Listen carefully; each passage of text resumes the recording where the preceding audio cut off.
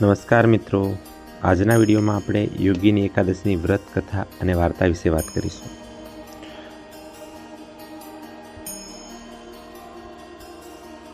યોગીની એકાદશી 2025માં 21 જૂને છે. આ દિવસે ભગવાન વિષ્ણુની પૂજા કરવામાં આવે છે. માન્યતા અનુસાર આ વ્રત કરવાથી મનુષ્યના બધા જ પાપ નાશ પામે છે અને તેને મોક્ષ મળે છે. યોગીની એકાદશી વ્રત કથામાં વર્ણવ્યા અનુસાર આ દિવસે ભગવાન વિષ્ણુની પૂજા કરવાથી 88 બ્રાહ્મણોને ભોજન કરાવ્યા જેટલું પુણ્ય મળે છે. હવે આપણે યોગીની એકાદશીની વ્રત કથા વિશે વાત કરીશું. ધર્મરાજ યુધિષ્ઠિર બોલ્યા, હે જનાર્દન, હવે તમે મને જેઠ માસના કૃષ્ણ પક્ષની એકાદશીની કથાનું વર્ણન કરો.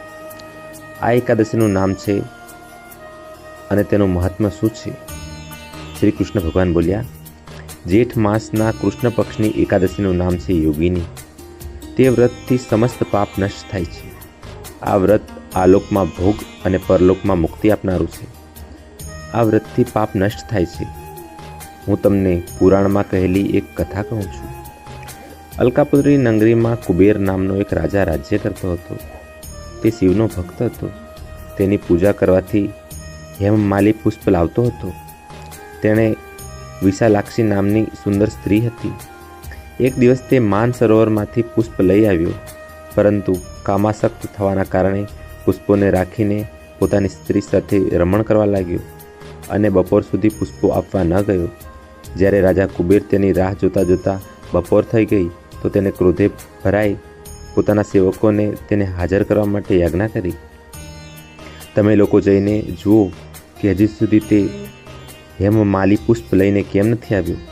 જ્યારે યજ્ઞોએ તેની જાણ કરી તો કુબેર પાસે આવીને કહેવા લાગ્યા, હે રાજન, હેમમાલી હમણાં સુધી પોતાની સ્ત્રી સાથે રમણ કરી રહ્યો છે.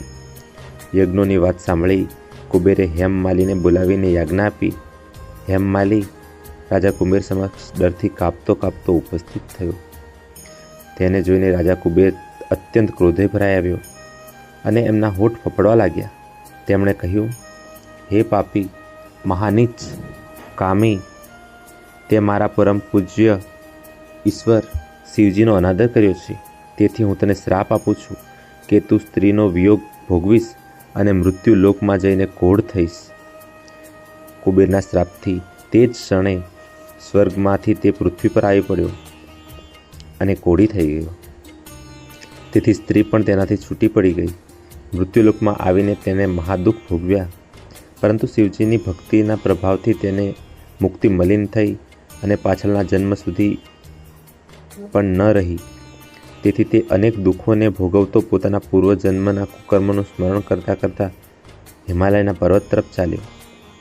ચાલતા ચાલતા માર્કંડેય ઋષિના આશ્રમે પહોંચ્યો.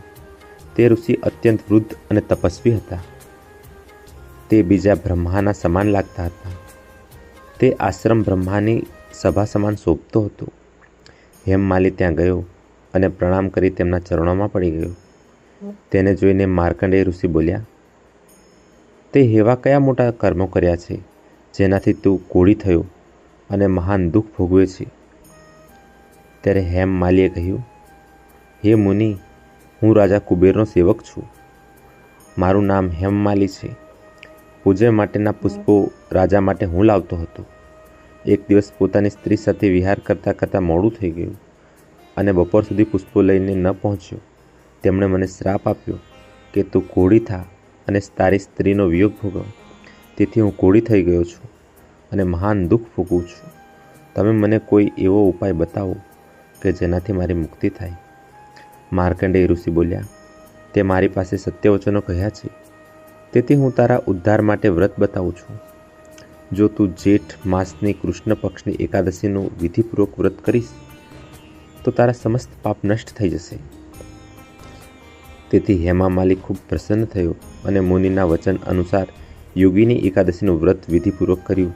તેના પ્રભાવથી તે ફરી પોતાના મૂળ રૂપમાં આવી ગયો અને પોતાની સ્ત્રી સાથે વિહાર કરવા લાગ્યો. હે રાજન, આ યોગીની એકાદશીની કથાનું ફળ 81,000 બ્રાહ્મણોને ભોજન કરાવવાના બરાબર છે. આ વ્રતના પ્રભાવથી સમસ્ત પાપ દૂર થાય છે અને અંતે સ્વર્ગ મળે છે.